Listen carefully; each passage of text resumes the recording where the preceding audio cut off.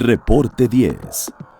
Entrevistas y comentarios con los personajes de la política, la economía, la sociedad, la cultura y el deporte que inciden en la vida de quienes habitamos en la península. Reporte 10, conducido por Lilia Arellano, Abelardo Martín y Francisco Rodríguez. Periodistas con 4 décadas de experiencia en prensa, radio y televisión nacionales. Reporte 10. Comenzamos. Muy buenas noches, bienvenidos a otra emisión de Reporte 10. Esta noche junto con Claudia Rodríguez. Claudia, buenas noches. Muy buenas noches, Francisco. Junto con Claudia Rodríguez vamos a platicar con Omar Estrada. Omar, buenas noches. Buenas noches, un gusto estar con ustedes. Omar, buenas noches. Y esta es la segunda ocasión que lo hacemos. Usted recordará seguramente una emisión anterior que tuvimos como invitado a Omar y que nos platicaba sobre el humor social de los mexicanos previo a las elecciones del 1 de julio.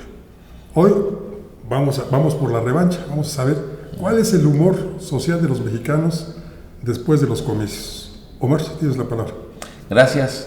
Pues por lo que podría empezar a la participación o comentar es cómo hoy, después de la tormenta, ya llegó la calma, ¿no? Al final de cuentas, un proceso electoral como los que hemos vivido los últimos sexenios, pues son procesos donde se mueven muchas cosas, donde incluso hay violencia, donde incluso hay divorcios, ¿no?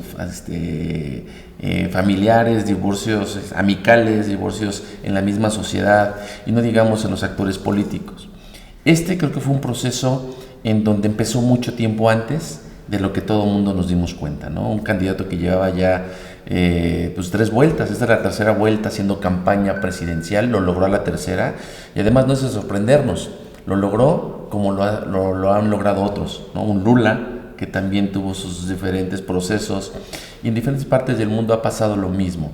Entonces es un proceso donde también de manera muy peculiar apeló completamente a una radiografía que nosotros fuimos dibujando, fuimos entendiendo y narrando de cómo el dolor social, el humor político, la sensación de la vida, de cómo se estaba viviendo la vida cotidiana en el país, iba aumentando, iba diciéndonos claramente cómo se estaba reflejando hoy o cómo se iba a reflejar hoy en las urnas la opinión del electorado, ¿no? O del ciudadano en versión del electorado. ¿Y qué pasó? Pues venimos en un México que nos duele a todos los mexicanos. ¿Y esto cómo lo obtenemos? Pues al final de cuentas nosotros lo obtenemos como agencia, como consultora, recorriendo el país, haciendo intervenciones antropológicas sobre las diferentes geografías a lo largo y ancho de la República Mexicana, haciendo análisis discursivo con la gente en sus casas, en diferentes espacios públicos, provocando conversación con un equipo de antropólogos que nos metimos a entender las localidades, los municipios, los estados y el país, para entender cómo venía este humor. Y algo que encontramos es que todos los mexicanos, sin importar nivel socioeconómico, sin importar profesión, sin importar la industria a la que nos dedicáramos, algo en común es que teníamos una sensación de un México que nos estaba doliendo cada vez más. Y esto también, ¿qué implica? ¿No? Implica que en nuestra psique, en nuestra forma de representarnos socialmente, tuviéramos muchas preocupaciones. La gente de clase alta, ¿no? De nivel socioeconómico más privilegiado, ¿qué tienen? El temor, dolor. ¿Qué le duele de México? Pues el temor de la inseguridad, ¿no? No puedes disfrutar tus autos, no puedes disfrutar tu vida, tus hijos no pueden salir a la calle y tienes preocupación del otro. En las clases medias, no sabes, tienes mucha incertidumbre en el bolsillo, ¿no? ¿Qué va a pasar el día siguiente? ¿Cómo va a amanecer, la economía y cómo va a repercutir? A ver si llegamos a final de quincena, ¿no? A ver si llegamos a final de quincena. Y la clase baja, el tema es la historia de siempre, que es la mayor porcentaje de la población de este país. ¿Y cuál es su principal preocupación? Pues al final de cuentas es el tener que comer, tener trabajo. Y lo peor que eso ya nos vuelve a pegar a todos los mexicanos sin importar a qué nos dediquemos. El tema es nadie quiere en este país ser un número más de las estadísticas de inseguridad en el país. Y el tema es que en todos los niveles, en todas las geografías de la República Mexicana, nos encontramos la misma preocupación. Este país que nos duele a los mexicanos, ¿crees tú que el dolor fue un alarido el 1 de julio? Por supuesto, totalmente. Totalmente se manifiesta el dolor de México, este México que incluso nos avergüenza, ¿no? Este tema de encontramos las dos narrativas del México.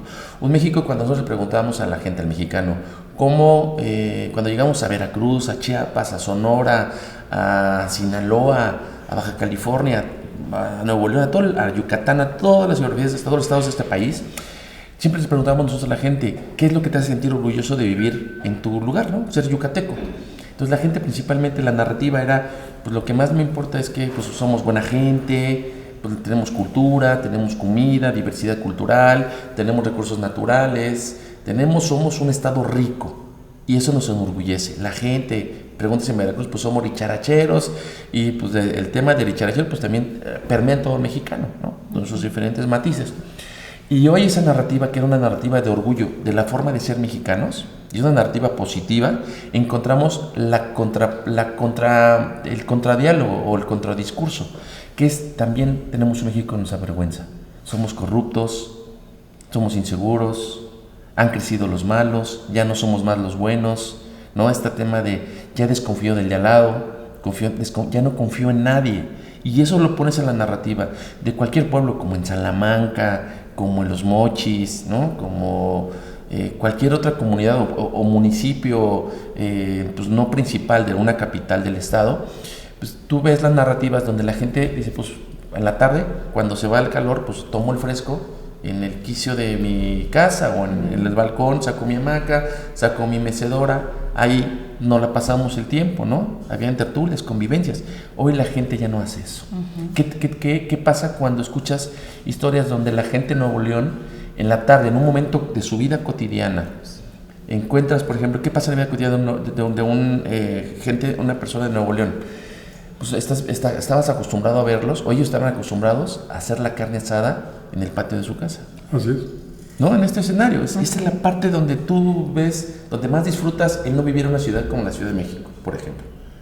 ¿Y qué ocurre con la inseguridad, con este México que nos duele? Nos gusta la gastronomía, nos gusta la comida, nos gusta incluso pues esta parte de la carne asada. Hoy me tengo que replegar y esconder en el patio trasero de mi casa. Y eso en las elecciones fue precisamente un mensaje que se le mandó al partido en el gobierno, ¿no? Totalmente. Al no votar, sobre todo, incluso a la base priista, por José Antonio Meade, porque votaron en los estados, pues por sus representaciones estatales, uh-huh, digámoslo así, pero a José Antonio Meade creo que la estadística es que 2 de cada 10 priistas votaron por él para la presidencia, ¿no? Y ese creo que directamente, más que para el candidato, por lo que tú nos estás comentando, pues es un mensaje de rechazo, de enojo, de molestia hacia el presidente en turno y su administración pública. Y todo lo que representa, ¿no?, él. Totalmente de acuerdo, porque al fin de cuentas esta elección que fue una elección del cambio, ¿no? No fue una elección de la continuidad. No había nada que a los mexicanos nos sintiera orgullosos para darle continuidad a lo que vivimos en este último sexenio. Sí, así es. Fíjate que algo que creo que se ha diluido en estos días, que creo que han sido inéditos cada 2 horas o cada 24 horas, ¿no? Sí. Ahora porque hace unos días Andrés Manuel López Obrador estuvo de vacaciones, uh-huh, pues nos dio un momentito para repensar todo lo que nos estaba viniendo, pero bueno, uh-huh, han sido estos días también de una vorágine extraordinaria, uh-huh, pero la verdad es que lo que quiero decir es que un dato que se ha diluido y que más que dato es cualitativo, es que ya el 7% de los mexicanos son los que le dan la aprobación a Enrique Peña Nieto, sí, en estos momentos. Sí. Entonces, yo creo que eso también refleja, pues por supuesto, es un directriz que te habla de cuál es el humor de los mexicanos, ¿no? Totalmente. Y bueno, habíamos comentado que estábamos hablando de cuál es ahora el humor de los mexicanos, y yo quisiera plantearte, Omar, también que si en esta parte, con todas las mayorías que votaron precisamente por la opción de Morena y Andrés Manuel López Obrador, creo que de todos modos hay una bifurcación importante, uh-huh, y que se refleja hoy ahora, sobre todo con este asunto de los sueldos, de la reducción, uh-huh, de los sueldos, uh-huh, a la burocracia. sobre todo quienes votaron por la otra opción, que fue mucho tiempo en el segundo lugar y que bueno, la representó Ricardo Anaya, el panista Ricardo Anaya, y creo que ahí hay otra vez coincidencias, ¿no? Sí, totalmente. O sea, esta narrativa que hacía de cómo venía el México que fue a las urnas el 1 de julio, es una narrativa donde es el tema de hay que hacerle caso al sentimiento, no solamente a la encuesta, al número para entender cómo vienen los procesos electorales. Y esto es por eso les decía que esto nos fue muy bien a nosotros porque lo retratamos con mucha, digamos, sensibilidad para hablar en términos cualitativos, antropológicos o para entender las emociones y el humor político, social y cultural del mexicano. Y una de ellas era, ¿qué te deja este México? Este México que me da inseguridad, se me deja en México de incertidumbres, no de certezas. Un México donde también está saqueado, no solamente está triste, nos duele, también nos duele porque está saqueado. ¿Qué implica eso? Este último sexenio y los últimos sexenios, pero más fue un sexenio en donde los grandes, digamos, beneficiarios de esta última sexenio fueron los amigos de los círculos cercanos de la administración del presidente Peña. Además, un círculo muy cerrado, que provenían todos del Estado de México o del Estado de Hidalgo. ¿Sí? No se repartió geográficamente las cuotas de poder, todas se le quedaron ellos en el centro. Así es. ¿Y qué implica eso? Pues beneficio, y es el mensaje que la gente recibía. Pues es que los únicos beneficiarios de esa sección son aquellos. Exacto. Y antes decía, pues que llegue el PRI, aunque robe porque reparte. Ni siquiera ese dicho de la cultura popular mexicana se aplicó. Entonces, ¿qué venimos? Cuando vemos, por ejemplo, ¿de dónde venimos? En Chiapas. Le preguntas a Chiapas, ¿qué te gusta? No, pues aquí Chiapas, no tenemos, la economía a nivel local no es tan bullante como en los estados de la República, percepción desde ellos, desde su punto de vista etnocentrista, pero lo mejor es que nos decían pero tenemos muchos recursos naturales. Regresamos a hacer esas preguntas y la gente ya la sensación es, pero ya ni siquiera tenemos recursos naturales. Caray. Es un México saqueado, es una narrativa de México saqueado. Sí. Ya escucha usted. Omar Estrada es sociólogo universitario de la Universidad Nacional Autónoma de México, tiene varios posgrados, algunos de ellos en antropología, y dirige una empresa, Evidence, que ha sido fundamental para entender la realidad del México actual. Vamos a una pequeña pausa, enseguida volvemos. En un momento regresamos a Reporte 10.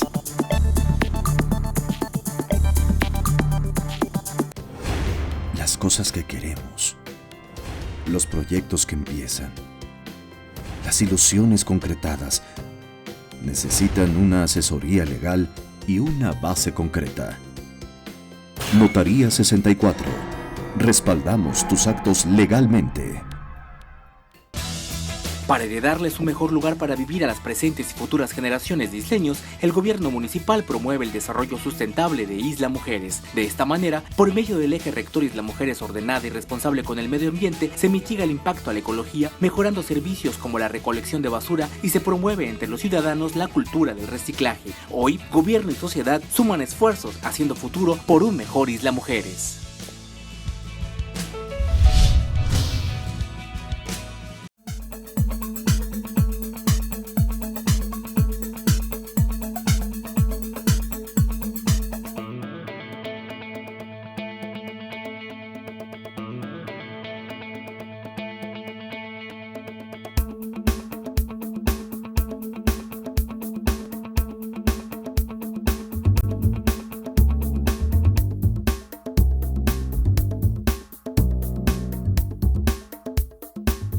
En esta temporada de calor, ayúdanos a prevenir incendios forestales y cuidar nuestro medio ambiente. No arrojes cerillos o cigarros encendidos a zonas con vegetación. No hagas fogatas. Por más precauciones que tengas, una flama puede provocar un gran incendio. No tires botellas de vidrio a lotes baldíos, ya que generan el efecto lupa con los rayos del sol iniciando el fuego. Si ves una fogata o el inicio de un incendio, apágalo con agua o tierra. Si el fuego es muy fuerte, ponte a salvo y avisa a las autoridades lo más pronto posible al 911. Unidos por nuestro medio ambiente, solidaridad, unido y transparente.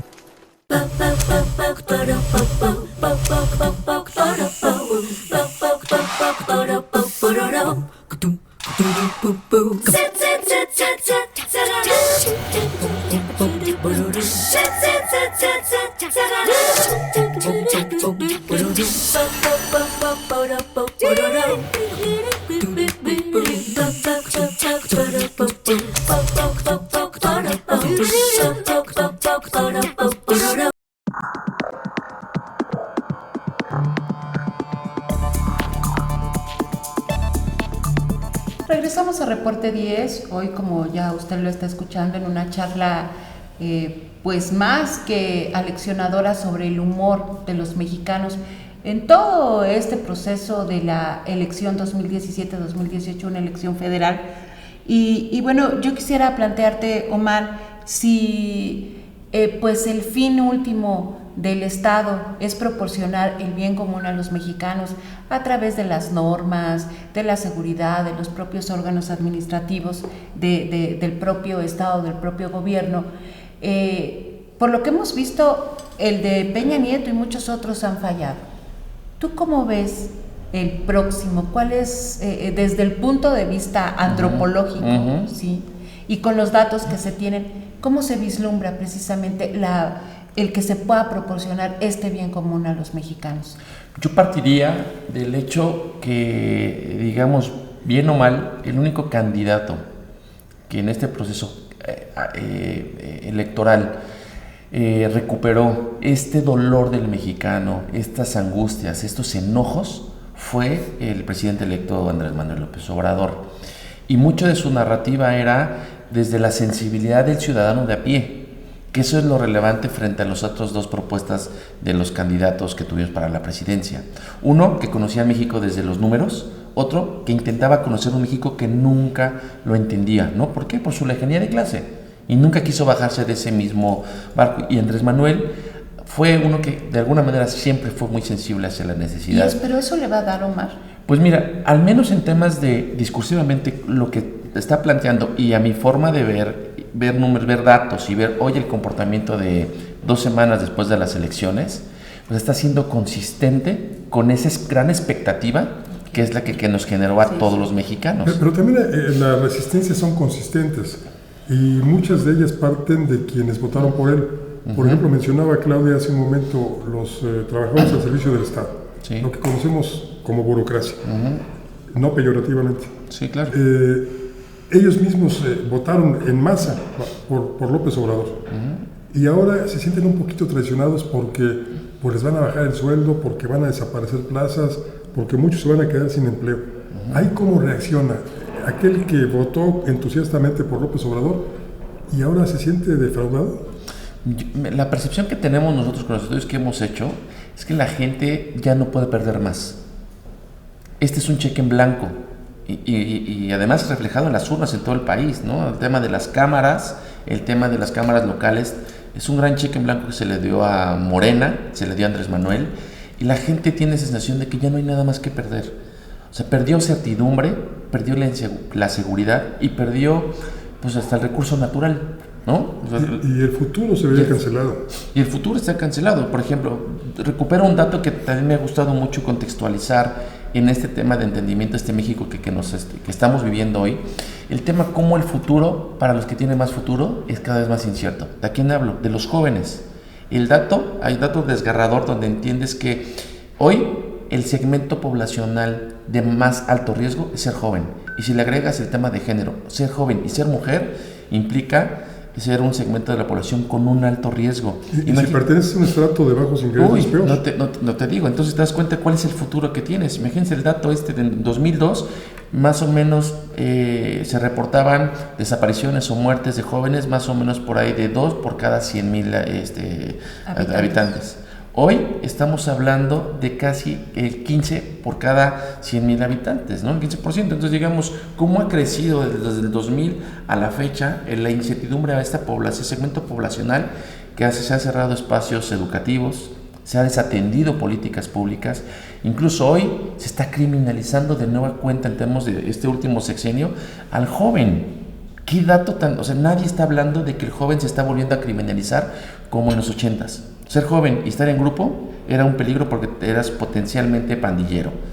Hoy, ser joven y andar en motoneta, ya le ponemos la etiqueta de reggaetonero o tenemos etiquetas como peyorativas. O aún antes, antes de 68, sí, claro. Reunirse en 2 o más ya era disolución social, ¿no? Sí. Estabas conspirando contra el Estado. Y aguas, entonces, ¿qué futuro? O sea, ¿qué estamos perdiendo? Esta población, que es la que tiene mayor futuro, a la que tenemos que estarle apostándole más, a los que además te aportan mucho en términos de poblacional para hablar de qué poderío tenemos en términos de capital humano en el país, pues estamos cerrándole las puertas, ¿no? Entonces hoy, ¿qué pasa con el futuro con los jóvenes? Entonces, el tema es, no hay un futuro que esté en riesgo. En realidad, las condiciones de vida del mexicano, todo mundo sabe, de verdad, hablando con ellos en su vida cotidiana, no en el número, no el ciudadano que se mueve a partir de las cámaras o de ciertos sectores, digamos, de alguna manera privilegiados como los que aparecemos en medios o somos parte de una consultoría.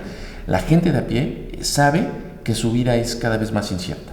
Entonces el tema es, ¿qué más puedo perder? Eso explica en algún modo el que se hayan sorprendido incluso los partidos políticos de que los millennials, como se les conoce a los jóvenes, hayan votado más por López Obrador que por un candidato más joven.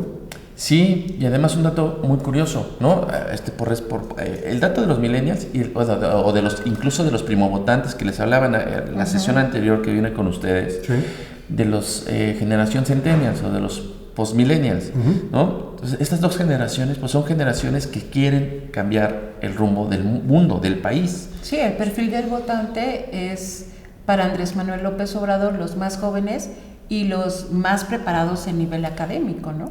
Además, que ese es un dato bien interesante, que tradicionalmente Andrés Manuel parecía que le hablaba solamente a los jodidos del país, ¿no? O sea, a los pobres, a la gente que no tenía algo. Y jodidos no hablo de una manera peyorativa, sino lo hago como una categoría construida a partir de elementos de gente que se perdió sin oportunidades. Claro. El tema es que rebasó la frontera de un segmento poblacional que incluso para los otros partidos o los seguidores o la ciudadanía que iba a votar por otros candidatos, por perfil era completamente peyorativo hablar de los otros, ¿no? Incluso son esos otros que decimos nosotros que es un México que no queríamos ver. Pero ¿qué pasa? La sorpresa que tenemos en este proceso electoral es que también la gente universitaria y con posgrado fueron el 60% que votaron de ese sector por Andrés Manuel López Obrador. Y esto desmitificó a los chairos, ¿no? Además. Porque se pensaba que los chairos eran, o éramos, sí, los chairos incultos, impreparados, jodidos, como dijiste. Sí. Y no es cierto, ¿no? Hoy se ve que los chairos, pues tenemos preparación universitaria, tenemos ingresos altos y tenemos posibilidades pues hasta de viajar al extranjero. Sí, así es. ¿No? Y además un tema, es que es interesante porque creo que este proceso electoral también brincó las barreras de la operación política tradicional. Y eso nadie lo ha querido decir, nadie lo ha estado estudiando. La operación política de cómo se mueven el día cero las estructuras políticas no alcanzó para darle la vuelta a las elecciones. Sí, de hecho fue inédito. Creo que hay quienes dicen, y yo lo comparto, que las elecciones terminaron a las 2 de la tarde el 1 de julio. Así es. ¿No? Cuando la misma presidencia y los candidatos reconocen que no tienen nada que hacer. Y bueno, eso reflejándolo también hacia la sociedad, sobre todo la que estaba en contra de Andrés Manuel López Obrador, en un activismo, sobre todo en redes sociales, sí, quienes hablaban, bueno, pues que el dólar se iba a ir hasta 27 pesos, que íbamos a tener reforma y todas las ciudades importantes del país, pues plagada de manifestantes. Pues esto, de alguna manera, se canceló. Pero creo que también ahí, Omar, yo percibo entre todas estas personas, para quienes no ha acabado el proceso electoral y que quieren ver el negrito en el arroz, sí, pues un enojo tremendo que no veo también quién lo vaya a encauzar, porque la verdad que no veo a Andrés Manuel López Obrador también arropándolos como diciendo, bueno, México va a ser para todos, sobre todo cuando en estos 50 puntos que ya nos dejó planteados para todo el momento de la transición, todos los meses de la transición, pues para quien se habla es para los que menos tienen, para los más desposeídos, ¿no? Que es cierto, pero yo creo que hay que entender hoy la narrativa en estos 15 días en dos momentos. Yo pensaré desde ese punto de vista. Por un lado, la narrativa de la gente que sigue sin aceptar que México ya votó y votó por un candidato que se llama Andrés Manuel López Obrador, que representó históricamente para muchos, ¿no? Que decían los peje zombies, los chairos, etcétera, ¿no? De manera peyorativa quienes seguían a Andrés Manuel. En el tono. En el tono, que además es un tono totalmente discriminatorio. Así es. ¿No? Más allá que fue un tono que apelara a cierto razonamiento intelectual o cierto razonamiento de razón, pues con un poco de educación. Se vale todo en la política y se vale todo con ese tema. El tema es que yo creo que esa es la narrativa. Para los que todavía están en un proceso de negación, si vemos el proceso de duelo, estamos en la etapa de negación, es un tema donde sí seguimos diciendo, pues esta realidad no va cambiando. Y la otra parte es este México de transición, que habría que yo creo que es el tema del México, en donde también hay voces, estas voces de ese segmento de población que decía, pues al menos en algún momento decían el 60% no queremos que llegue Andrés Manuel, que después nos dimos cuenta que se convirtió en el 40% menos de los que no quisieron que llegara Andrés Manuel. Pues es una narrativa también de la gente que ya está diciendo, bueno, vamos a empezar a trabajar, démosle la vuelta a la moneda. Y creo que mucho de esto ayudó también que a las 10 de la noche, por ahí 9, 10 de la noche, los candidatos salieran a reconocer su derrota y el triunfo de Andrés Manuel. Creo que eso despresurizó mucho a todos. Dijeron, pues ya, es cierto, no hay nada que hacer. Tú decías a las 2 de la tarde, el 1 de julio. Y la demás gente dijo, pues bajémosle, ¿no? Empecemos a trabajar. Y es curioso, porque este tipo de pláticas o conferencias que hemos venido dando para explicar qué pasó qué pasó antes, qué pasó el 1 de julio y el México que viene, lo hemos venido compartiendo en diferentes espacios empresariales, en diferentes segmentos. Y la explicación es la misma. Y todo quiere entender qué pasó, por qué está así en México. Pero también yo veo un México, y me ha tocado vivir con diferentes sectores empresariales donde me dicen, bueno, el tema es que este México ya lo tenemos que comprender para seguir adelante y ponernos a trabajar, ¿no? No va a cambiar. Y lo mejor que está pasando desde mi punto de vista es que todos nos damos dando cuenta que incluso la moneda, la última semana, recuperó mucho de lo que habíamos perdido en los últimos meses. Y es un síntoma donde pues digamos que los mercados dicen, no está pasando nada extraordinario. No sé si a lo mejor o lo peor. Al contrario, yo creo que vieron al contrario, que estaban pasando cosas buenas. Que están pasando cosas buenas, ¿no? Entonces esa historia que también eso suma más bien para que la incertidumbre de aquellos que no confiaban en que esa pueda ser la mejor opción, está también quitando tensión y está haciendo que ciertas cámaras, los empresarios, gente, incluso directivos de estas empresas, están tomando las cosas con más calma y están dispuestos, que eso también es algo muy relevante de este proceso, están dispuestos a sumarse para que México vaya mejor. Entonces es el curso de las cosas lo que está bajando la olla de presión. Yo creo que sí. Ya muy disminuida también, ¿no? Y fíjate que cuando nosotros platicamos este escenario que tenemos, pues ¿cómo es que ese México llegó el 1 de julio? Pues un México donde estábamos cansados de los privilegios para unos pocos. El México de violencia en todos los segmentos.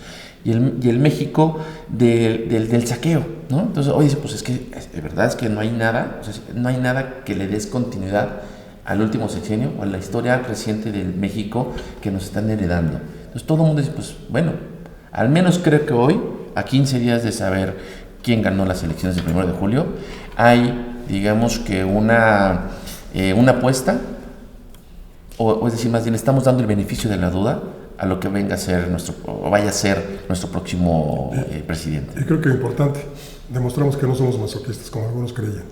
Además, ¿no? Ese es un elemento. Vamos a tener que hacer una pequeña pausa, pero enseguida volvemos, no se vaya. En un momento regresamos a Reporte 10.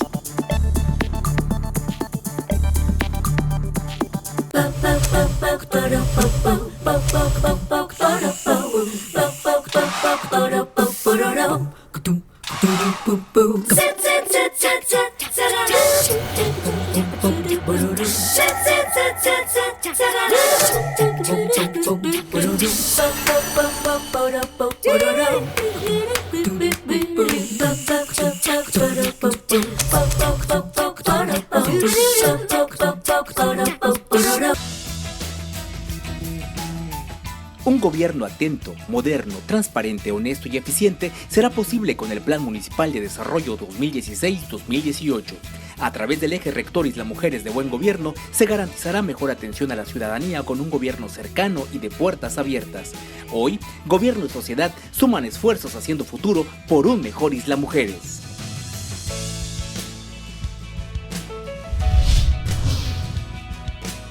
En esta temporada de calor, ayúdanos a prevenir incendios forestales y cuidar nuestro medio ambiente. No arrojes cerillos o cigarros encendidos a zonas con vegetación. No hagas fogatas. Por más precauciones que tengas, una flama puede provocar un gran incendio. No tires botellas de vidrio a lotes baldíos, ya que generan el efecto lupa con los rayos del sol iniciando el fuego. Si ves una fogata o el inicio de un incendio, apágalo con agua o tierra. Si el fuego es muy fuerte, ponte a salvo y avisa a las autoridades lo más pronto posible al 911. Unidos por nuestro medio ambiente, solidaridad, unido y transparente.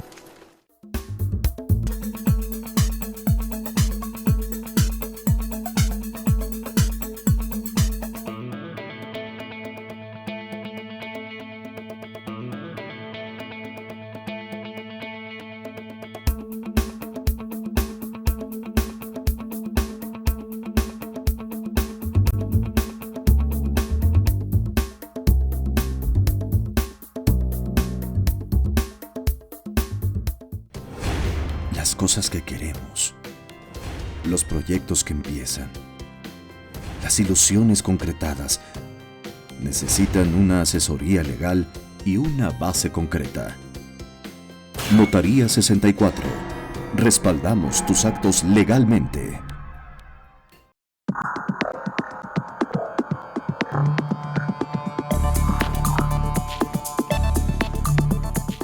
Gracias por continuar en este Reporte 10. Estamos platicando con Omar Estrada. Platícanos un poco, Omar, ¿qué es Evidence? Evidence es una agencia de investigación de mercado y una consultoría de marca que llamamos nosotros, pero que también no es una agencia tradicional que solamente se enfoca, digamos, al entender el mercado de consumo, sino lo que yo digo es que entendemos, o lo que hacemos es gestionar el comportamiento humano en su referencia de cómo toman decisiones. ¿Y qué es esto? Pues entender los contextos de cómo tomamos decisiones en temas de consumo, hoy en temas electorales, en temas de audiencia, y cómo tomamos decisiones. Pues tomamos decisiones influenciadas de todo lo que nos pasa en la vida. No es solamente porque yo llego al súper y me encuentro con un estímulo y sobre eso decido, porque vi muchas veces en la televisión un spot de televisión que me influía en tomar tal o cual producto o votar por tal o cual candidato. Es entender los contextos humanos para hablar de una realidad que se transforma en una decisión. Oye, esto me trae a la mente, ¿los candidatos se anunciaron como productos? Sí, que también yo creo que es un aprendizaje interesante de los últimos procesos electorales y también de hacer caso a lo que hacían lo hacemos las consultoras. El problema yo creo que en este proceso electoral, se os comentaba, yo creo que en el programa pasado, como muchas de nuestras formas de actuar y de hoy operar nuestras instituciones son instituciones planteadas en el siglo XVIII. Y nuestra vida está planteada en el siglo XVIII. Las universidades están diseñadas en el siglo XVIII y hoy tienen un problema muy, muy grave, real, en términos de cómo la gente, los chicos, no están haciendo caso, no están pelando al profesor. No tienen, ¿por qué? Porque ya están rebasados los profesores, la forma en cómo estructuran sus planteamientos, digamos, la currícula académica, lo que los chicos ya saben, ¿no? Y entonces en un estudio que hicimos con jóvenes, vemos que tienen los blogueros son los principales profesores de sus amigos. Para entender cómo se hace una ecuación de segundo o tercer grado, lo saben en 5 minutos más que en una clase de 2 horas. ¿No? Entonces digamos que son las formas que tiene que cambiar la realidad de nuestro entorno para entender a mí cómo la institución se tiene que adaptar a la vida cotidiana que cada vez se transforma en un momento más rápido. Sí, y eso mismo pasa a lo que voy que pasa en las instituciones políticas. Cuando tú ves a los chicos, les preguntábamos a los chicos, ¿y qué opinas de las estructuras de ciertos partidos? Pues es que eso es de mi abuelo. Hoy por quién voto, ¿no? O sea, voto por alguien que me hable mucho más. Algo que pasó muy interesante con Anaya en términos del tercer debate, es que cuando hablaba él de la tecnologización, empezó a haber un boom, un tema de las redes sociales se movían por los jóvenes. El tema es que estos jóvenes no son jóvenes como éramos nosotros, con menos información o con menos capacidad de respuesta en términos de cómo me informo y valido lo que me estás diciendo. Y eso se transforma en algo muy sencillo. ¿Qué implica hoy los memes? Los memes implican una forma de creativar del mexicano, pero es una editorialización de lo que tú dices. O sea, lo decimos al aire y en 2 minutos, ¿qué digo 2 minutos? En 30 segundos ya tenemos 5 memes de lo que estamos diciendo en este momento. Entonces, es una respuesta donde antes la forma en cómo está volando la información. Son jóvenes que están decidiendo a partir de elementos que en realidad le están sumando a la vida futura. Y creo que es algo que no se entendió, cómo viene esta nueva generación de primovotantes y que también pues representó por ahí del 30% de las elecciones en 1 de julio. Entonces, la vida está cambiando. Y hay que entender cómo esas decisiones se van tomando por sus contextos. Me decías hace un ratito, pues se vendieron como productos. Sí, el problema es qué tipo de producto te estás vendiendo. ¿Te quieres vender como una marca de cigarros que se anunciaba en los 80s? ¿Te quieres vender como una marca sexy de refrescos que se anunciaba en los 90s o en los 80s? ¿No? Que esa era como la narrativa mercadológica de los productos. ¿O quieres hoy venderte como una marca líquida? El tema es que ningún candidato se vendió como una marca líquida. Veías a veces muchos spots, a veces me tocaba en la calle ir registrando las fotografías de la comunicación de los candidatos y me acuerdo de una candidata de Morena, de un distrito local de Coyoacán, donde salía con un perrito chihuahua, abrazada, en vez de salir con unos niños o con algo, y entonces y la foto de la cara del perrito era más relevante que la de ella. Entonces, ¿será que ahora los jóvenes prefieren tener perrijos a hijos? No, seguro, un segmento de población va más por allá, pero el tema es que esa comunicación es como de, ya ni sabes de qué, ¿sabes? O sea, el tema, entonces los chicos lo critican, desarman las campañas. ¿Cuántos memes le hicieron? Uno de los memes más recordados, pero bueno, ahora que me viene a la mente, es el tema de una foto que sacó, como una selfie que sacó Meet de abajo para arriba. Y se hicieron N memes de que había de arriba para abajo, ¿no? Y se fue transformando. ¿Qué otro meme esto puede de ser? barrer las escaleras de arriba para abajo, ¿no? Entonces, y fíjate como todos los elementos simbólicos que hay detrás de las elecciones y la construcción de los productos. Entonces, el tema es más rápido hoy, es distinta la forma de la necesidad de información y de estímulos del electorado que no estamos entendiendo las instituciones políticas. Estamos hablando hoy todavía como nos hablaban en los 80s, en los 90s, recuperando prácticas de las décadas pasadas y no estamos viendo hacia el futuro. Y eso es otro tema muy relevante y que yo creo que hay que empezar a entender qué va a pasar en las próximas elecciones. ¿Seguimos haciendo propaganda para televisión con cinescopio? Así es. La gran consola que había en la sala. Justo. Y ahora la comunicación es un teléfono, ¿no? No, y fíjense que nosotros en temas del gremio de agencias de investigación de mercado hemos discutido mucho en temas de qué papel jugamos. Hoy afortunadamente a la industria nos fue muy bien, las encuestas fueron muy reflejando mucho la realidad del 1 de julio.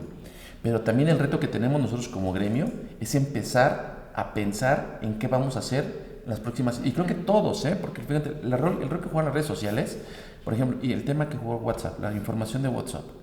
Las encuestas que surgían en WhatsApp, ¿no? Me llegaban en ese tipo de ejercicios donde unos vota por tal, porque dicen que incluso el día ¿no? Decían, la tendencia es que va ganando otro candidato que es Andrés Manuel.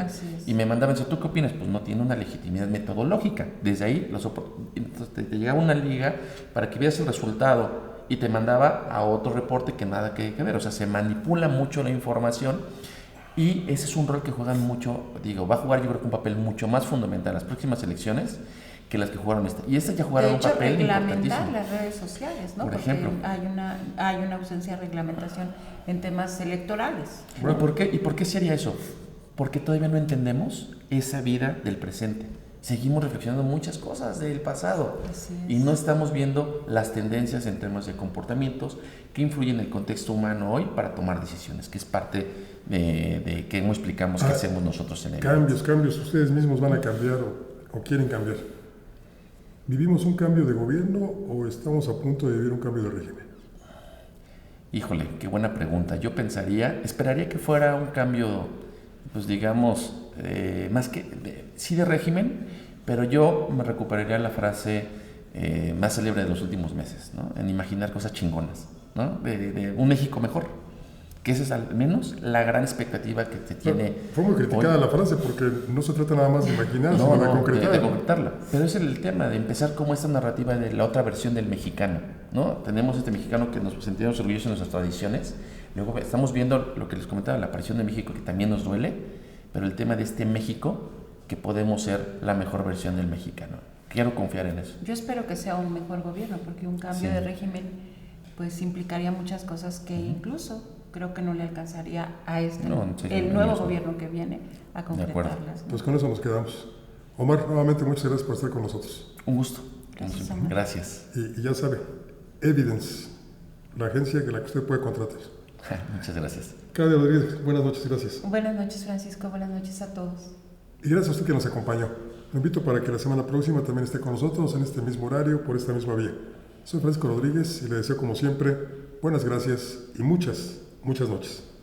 Ahora tiene usted a la mano más herramientas informativas para que emita su propia opinión. Comuníquese con nosotros, aporte sus comentarios y sugerencias a los correos y redes sociales que aparecen en su pantalla. Mientras, le invitamos a sintonizar Reporte 10 la próxima semana, a la misma hora, por esta señal que siempre va contigo.